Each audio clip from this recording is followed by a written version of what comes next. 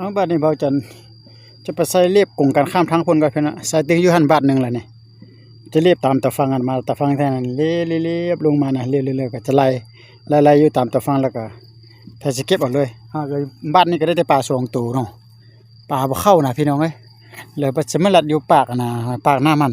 บาทหนึ่งเนาะปากหน้ามันอยู่พูนั่นบาทหนึ่งเด้อพี่น้องก็เลยจังกลับเพิ่นบาทเดียวเลยเบาจันจะเอากล้องตั้งอยู่ในเบาจันประสาทมาเอากล้องมือได้เด้อพี่น้องเด้อเพราะว่าลุยน้ำบ่ได้มันมาคนเดียวได้เนาะพี่น้องขออนุญาตเอาตั้งกล้องปะอยู่นี่ละกล้องปะเนี่ยเบาจันจะไปทางพ้นก่อนบาทนี้นะ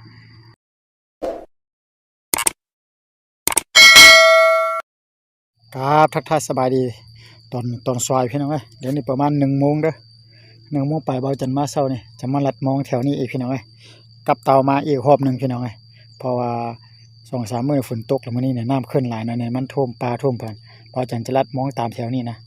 แล้วก็จะไล่ปลาตามแถวนี้แหละพี่น้องเอ้ยสิลองเบิ่งว่าจะเข้าบ่เข้าเนาะมื้อนี้เอาแหกับมองมาพี่น้องเนี่ยเนาะแหพื้นนึงกับมองหนังนึงนี่มองอยู่นี่แหละพี่น้องเนาะปลาในก้อนแหนะจะไปลัดมองก่อนไปพี่น้องบ่เว้าหลายยายห่างพี่น้องเอ้ยนี่เขาจะไปลัดอยู่หั่นเนาะลัดแต่ตอนนั้นออกมาก่อนเนาะบาทนึงเนาะแล้วเขาจะไล่อยู่ตัวนี้ไล่อยู่บนในป่าในฝั่งเดียวปลามันมาเข้าแบบแถวนี้นะปลามันสิมาเข้าอยู่แถวนี้นะพี่น้องเนาะเอาไหมบรรยากาศตอนนี้ฝนสิตกอีกได้เบิ่งบรรยากาศก็ฮู้พี่น้องเอ้ยไปว่าจะอ้อมไปทางนี้ก่อนไปทางนี้มันไปนี่นะมันกวนป่าจะออกไปหมดเนาะไปทางเพิ่นพี่น้องไปเจ้าก็เลี้ยงงัวได้พี่น้องเอ้ยเห็นไหมเอางัวมาหลับหญ้าแถวนี้เนาะยะเจ้ามัดไว้มัดเชือกไว้ได้พี่น้องนี่เจ้าก็เลี้ยงงัวเลี้ยงอย่างแถวนี้เลยหลายตัวเติมเนาะ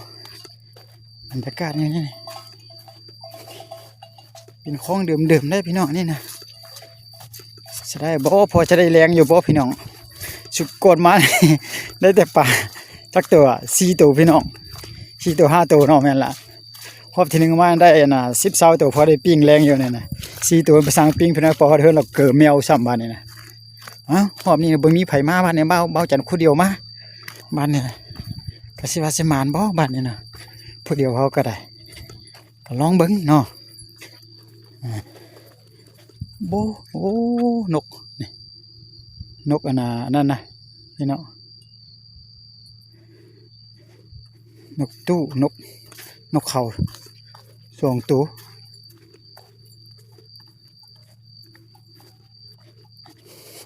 จะใส่อ้อมเอาปลาหญ้านี่แหละพี่น้องเอ้ยใส่อ้อมเอาปลาหญ้านี้เนาะเขาก็ใส่อ้อมเอาปลาหญ้านี่แหละกันเด้อเอา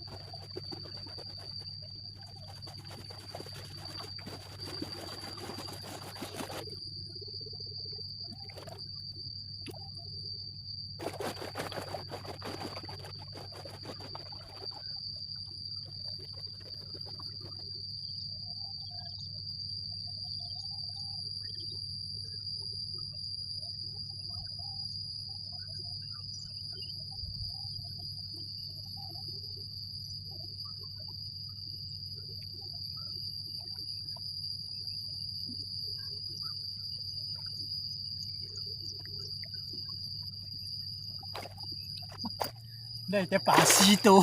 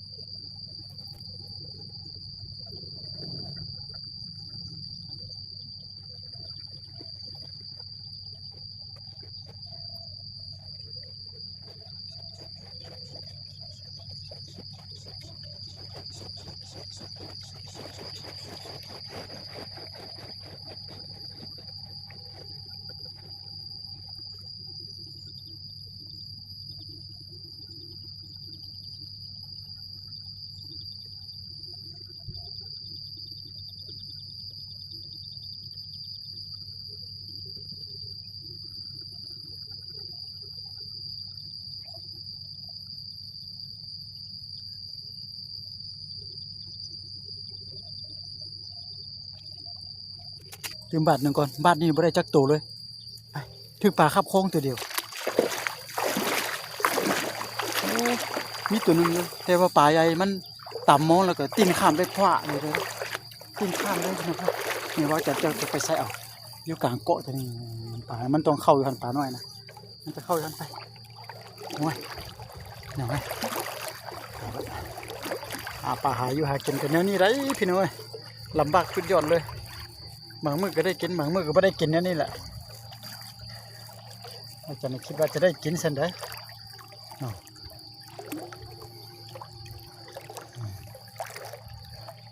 เอาไปตั้งก่อนพี่น้อย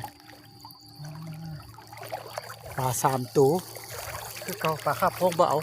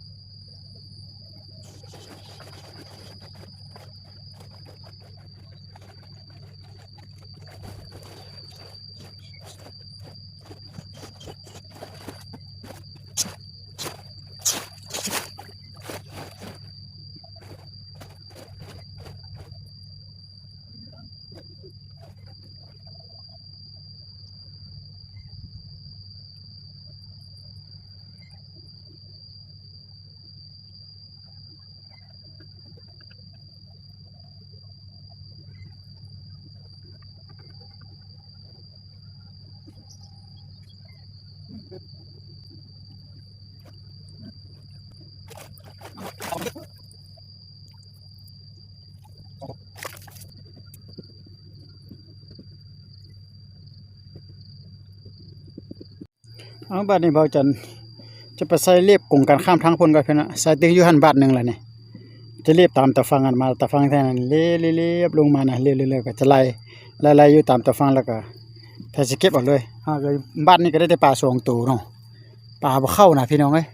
แล้วก็สิมาลัดอยู่ปากน่ะปากน้ามัน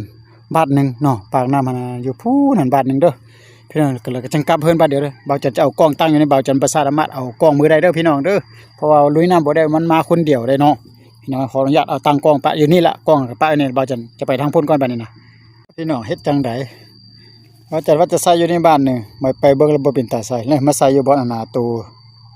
สุดบ่นั้นน้ำออกมาแต่หนองเหนือนั่นนี่พี่น้องใส่อยู่ในบ้านนึงแล้วก็ใส่อยู่นั่นก็ย้ายไปอยู่บนรถจักรหั่นนี่รถจักรเขาพุ่นน่ะพี่น้องเนาะใส่รถจักรให้บนนึงกับอันน่ะนี่น้ำน่ะมาแต่เหนือหั่นให้ขาวๆไว้พี่น้อง2 บาทโอ้แต่บ้านนั้นยังบ่ได้ยามเถอะบ้านนั้นบ่รู้จักหั่นนี่พอจันกลับมาเอาถุงยามมาเอากล้องเนาะจะข้ามไปทางนี้แล้วไปทางนั้นใส่อยู่แล้วก็ถือบ่ถือก็จะได้กลับคือเก่าล่ะพี่น้องเอ้ยอ๋อมื้อนี้ก็แฮวอีกแล้วบาทนี่นะได้ปลา5ตัวพี่น้องเอ้ยมื้อนี้นะไปยามมงบาทนั้นก่อนบ่จันใส่ไว้แล้วก็ไล่ไว้แล้วยังบ่ได้ยามจะจังไปเบิ่งสิถึกบ่จักตัว2ตัวนะอันนี้เนี่ยบรรยากาศเนาะบรรยากาศมาหาปลาเนาะบรรยากาศพี่น้องเอ้ย